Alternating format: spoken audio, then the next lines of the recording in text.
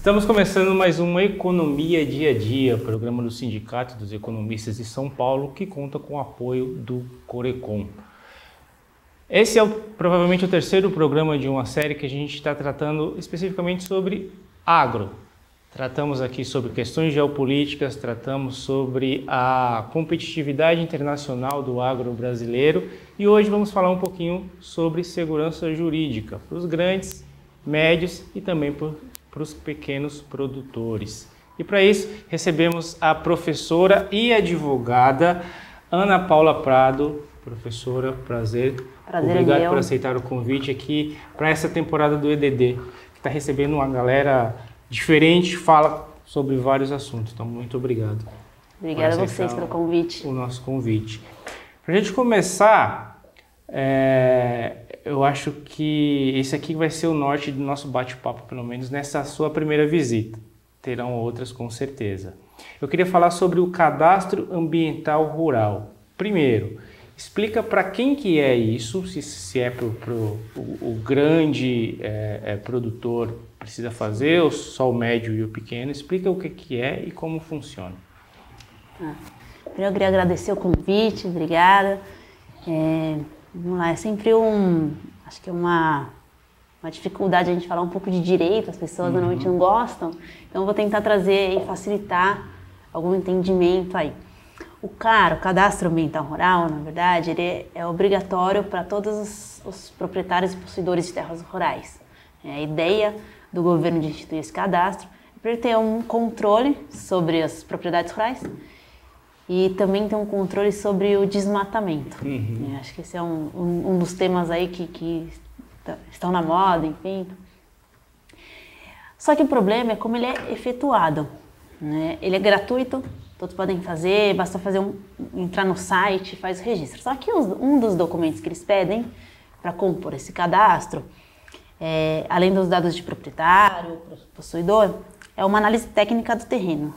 Sim. Alguns estados precisam de um técnico responsável por isso. Por exemplo, Mato Grosso do Sul, Minas Gerais, precisa de um técnico. Isso é muito difícil, porque se eu estou dizendo que todos os proprietários precisam ter, eu tenho grandes proprietários e eu tenho pequenos proprietários, pequenos produtores. Para esse pequeno e médio produtor ter um técnico na sua propriedade, para que ele possa registrar isso de maneira correta, evitando eventual fraude. Inclusive a gente tem até um projeto de lei que aponta a ideia que diminua as fraudes no cadastro. Eu preciso de muitos técnicos e eu não tenho essa quantidade de técnico. Então eu costumo falar que o Brasil, de fato, ele é um dos países que tem maior facilidade em formular leis. Não estou falando que é fácil fazer um projeto de lei e essa lei será aprovada. Estou falando que a gente tem bastante legislação. Só que a gente tem um problema prático, né? A gente tem um problema de eficácia dessa legislação. Porque eu escrevo, fica relativamente bom, né? Só que não é prático. Muitas vezes não é prático. Eu preciso trazer uma facilidade para esses proprietários poderem cadastrar a sua propriedade no CAR. Tá, mas você está me falando que é um processo complicado aguardar que o fiscal vá lá e veja a minha propriedade e tal. Por que eu, enquanto produtor, vou me dar o trabalho de fazer isso? Para evitar eventuais problemas jurídicos, enfim, eventuais problemas legais, né? Como se eu comprasse, não vamos falar da esfera rural, vamos falar da esfera urbana. Tá. Eu comprei um imóvel, eu preciso fazer um registro no cartório de registro de imóveis. Aquele imóvel não é meu, enfim, eu tenho problemas. E essa é a ideia do cadastro rural. Eu preciso disso para comprovar que essa pequena propriedade, média ou grande, é minha. Da minha propriedade, da minha posse. Então, para evitar eventuais demandas administrativas, problemas administrativos, multas, etc., eu tenho que efetuar esse cadastro. A gente está falando de segurança jurídica. Ou insegurança jurídica. Ou insegurança jurídica. É uma questão que os produtores estão atentos hoje em dia, essa questão como você falou, tem muita lei, tem muita gente que fiscaliza, deveria fiscalizar entre aspas. Os produtores hoje estão atentos a isso? O que eu acho assim, um problema que a gente tem no mundo jurídico é o conhecimento da legislação. Os grandes têm, os médios, em sua maioria, já têm, os pequenos são mais difíceis, né? Inclusive, eles às vezes têm tem contato através das cooperativas mesmo, que dão esse suporte. Isso é difícil, né? Porque eu preciso estar... Eu, por exemplo, tenho uma pequena propriedade no Mato Grosso do Sul. Vou fazer o registro no CAR e eu não sei que eu preciso de um outro documento que chama o ART, que é, de fato, uma análise técnica. Não vou saber. Aquilo não está na legislação federal. Está numa legislação do próprio estado do Mato Grosso do Sul. Sim. Então, essa questão de conhecimento da legislação que eu acho que é difícil, né? A gente tem uma legislação federal boa, mas ela é pouco prática, pouco eficaz. Não traduz esse conhecimento para as pessoas. Então, isso que causa também a insegurança jurídica, né? Sob o meu ponto de vista, enfim. Então, isso não facilita. Do ponto de vista das leis, você falou do Código Florestal, é uma boa lei. É uma boa lei. É uma boa lei. Eu acho que quando a gente fala de agro, quando a gente fala mais amplamente do direito ambiental, a gente tem algumas leis macro. O Código Florestal, a Lei da Política Nacional do Meio Ambiente. A Lei da Política Nacional do Meio Ambiente ela é importante porque ela traz dois aspectos importantes, inclusive para o CAR, que é a Área de Preservação Permanente e a Reserva Legal. Quando a gente compra uma propriedade rural, a gente é possuidora de uma propriedade rural, a gente precisa reservar uma parte daquela propriedade que a gente não pode desmatar, a gente não pode trabalhar nela, porque tem que preservar ali o ambiente natural. Sim. Isso é a reserva legal ou APP, enfim, área de preservação permanente. Então, a legislação é bem feita, né? Até a gente brinca porque tem muito desmatamento, porque o produtor rural ele trabalha muito com desmatamento, ele não concorda em preservar. Mentira! O produtor rural ele também quer preservar, né? Além de ter toda uma legislação que protege, né, esse meio ambiente.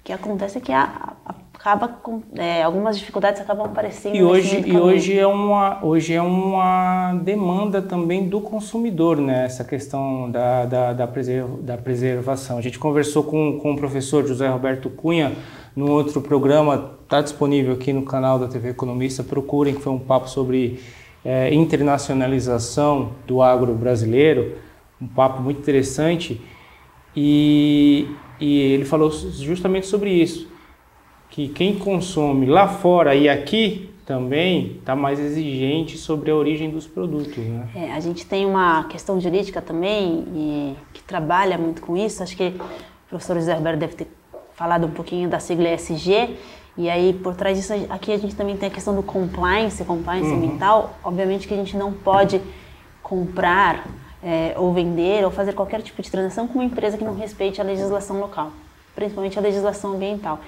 E a gente tem um cuidado sobre isso, para evitar que a própria empresa seja responsável por alguma coisa. Vou dar um exemplo, que não naturalmente dessa parte de agro, de commodities, mas se a gente for falar, por exemplo, de moda, e sim, a gente for falar do trabalho escravo, bom, eu sei que a empresa X, ela atua com trabalho escravo. Então, se eu sou fornecedora de algum produto, ela tem que parar, porque senão eu vou ser corresponsável dessa demanda. Mas a gente tem no agro também alguns casos de produtores que foram pegos aí como trabalhadores em situações análogas à escravidão. E qual que é a punição para A gente tem uma legislação trabalhista, né, que fala muito bem sobre isso, protege o empregado.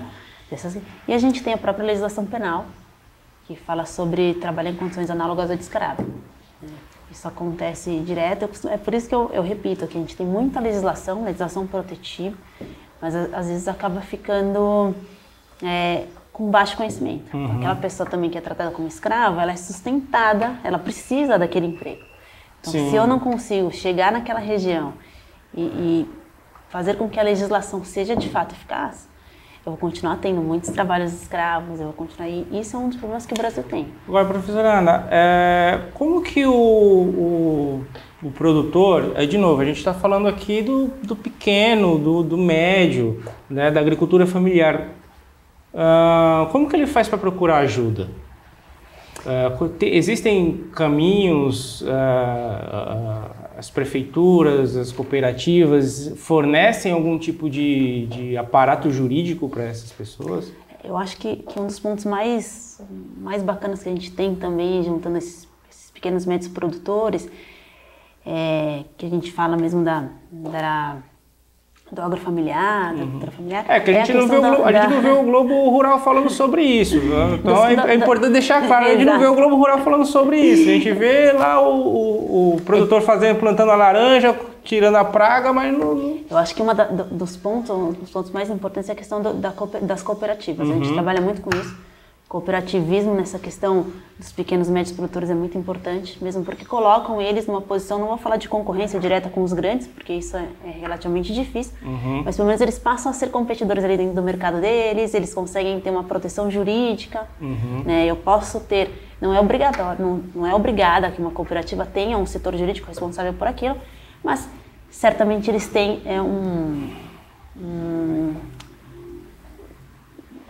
algum advogado para indicar ou alguma questão algum responsável técnico que faz falar, olha, precisa fazer isso, aquilo, enfim. Consegue pelo menos nortear o pequeno e médio produtor para que ele não passe apertos aí quando ele for fazer alguma questão legal. Porque são muitas questões envolvidas quando a gente fala de pequenos e médios produtores, enfim.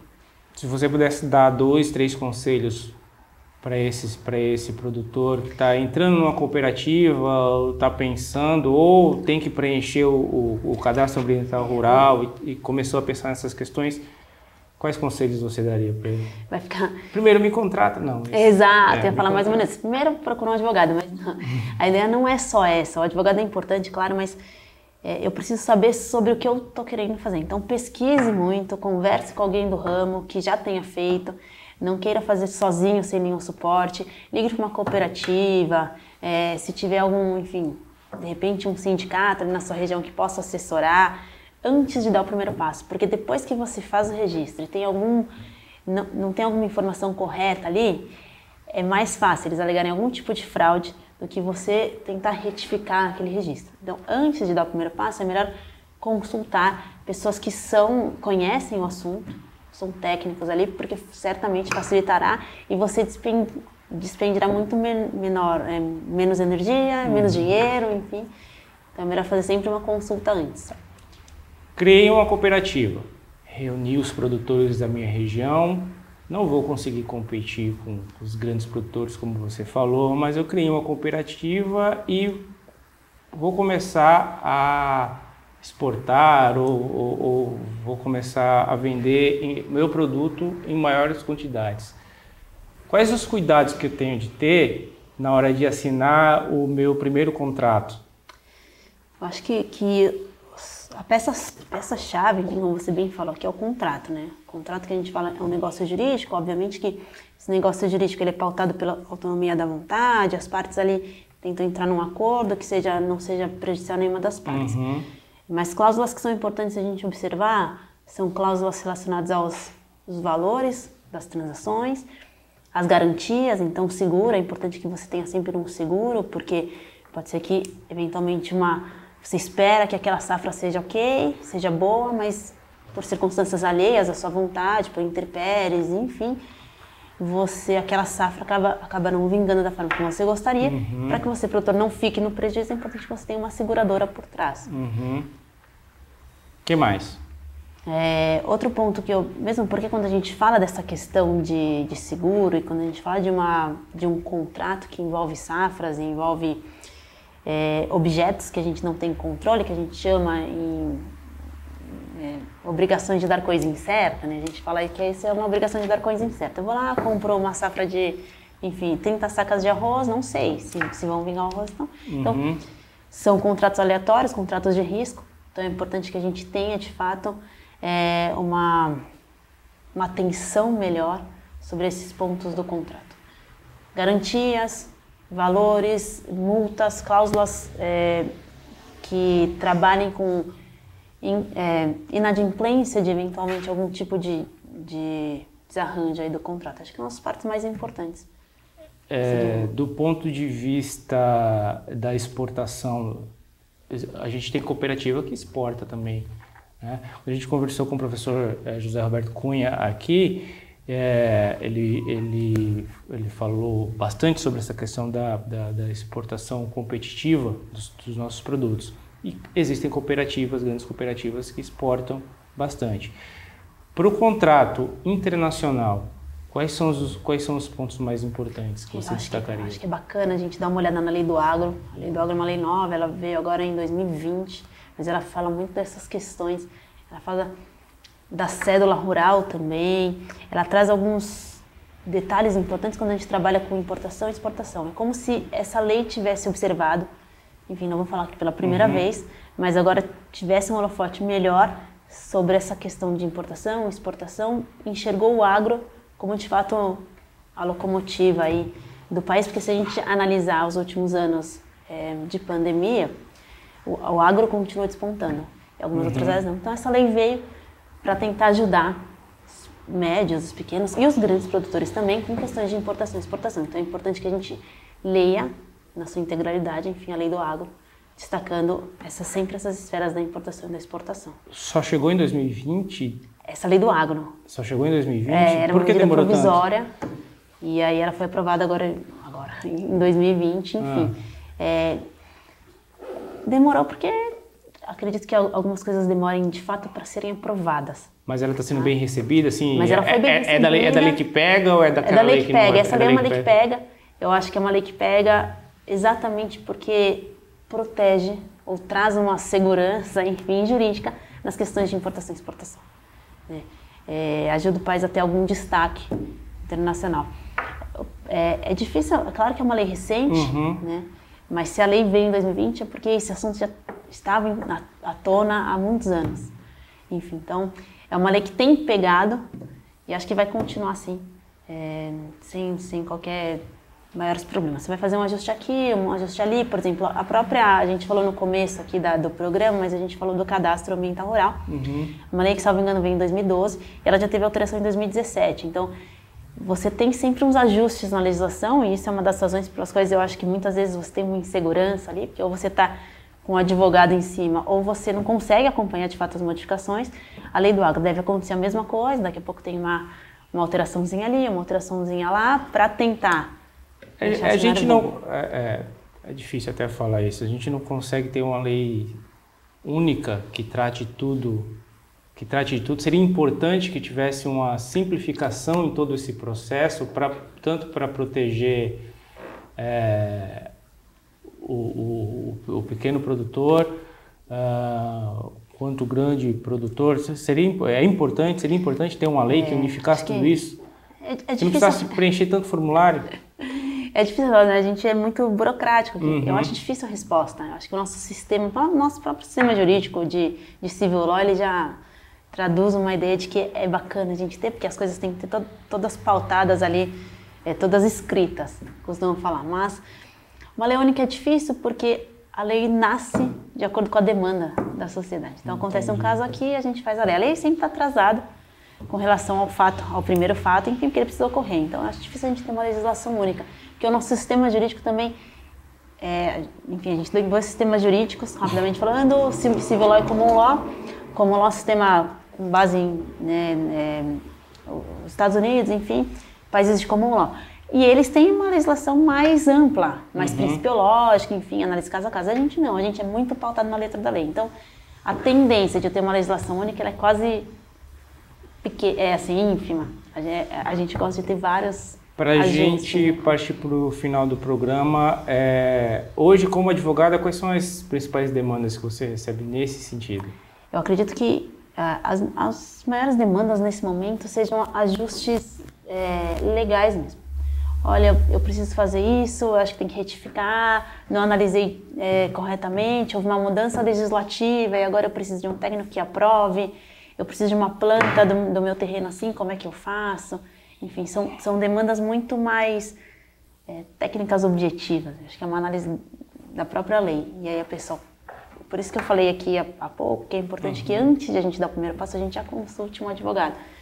Não é porque eu sou advogada, mas é porque é importante mesmo antes de dar o problema. Porque depois fica mais difícil a gente ajustar. A gente gasta muito, porque aí para explicar e aí pagar as multas devidas em razão dos erros, explicar o porquê que houve e consertar, você gasta muito mais tempo, muito mais dinheiro. Então, o ideal é que a gente sempre contrate um advogado, porque ele está atento às legislações e às alterações legislativas. E na sala de aula, quais são as principais dúvidas que você recebe lá dos seus alunos? Eu acho... Tem uma especialização em direito rural? Direito agrário. Agrário, isso. Tem especializações, enfim, falam sobre o direito agrário. Mesmo, enfim, na faculdade ali a gente tem uma especialização, a ideia é que vem aí uma especialização em próprio agronegócio, né? Porque os alunos, eu acho engraçado porque a gente fala muito dessa questão do direito digital hoje, mas você tem pelo menos na sala de aula, um número de alunos que trabalham com agro, ou que os pais trabalham com agro, então a gente fala muito da sucessão, que querem voltar e querem tocar. Sim. Então, é importante, e eles sempre falam, pontos importantes que eles batem: contrato, qual a minha responsabilidade, se der um erro, o que eu faço, o que eu não faço, como eu faço para cadastrar, como é que funciona essa parte mais burocrática que a gente tem. Essas são as principais demandas que os alunos levantam quando a gente dá a disciplina, tá? Direito civil, direito ambiental, enfim, são essas demandas. Professora, obrigado. Obrigada, eu que agradeço. Fiz as perguntas que eu acho podem parecer foram básicas, mas eu acho que é a dúvida que talvez o pequeno produtor que esteja assistindo a gente, que achou nosso vídeo aí no YouTube, tenha sobre essa questão jurídica. Tem muito mais coisas, eu espero que você volte em breve para a gente conversar mais e aprofundar mais esse assunto. Obrigada, eu agradeço o convite novamente. Acho que é importante também, porque eu acho que os pequenos e os médios produtores, eles têm que ser ciência que tem espaço para eles também, isso é importante. Eu que agradeço, enfim, fico à disposição. Obrigada, viu? E vocês que acompanharam o EDD de hoje, muito obrigado. Não esqueçam de curtir, comentar, compartilhar, sugerir pautas e convidados, que nós estamos sempre de olho no que vocês comentam. Muito obrigado e até a próxima. Tchau, tchau.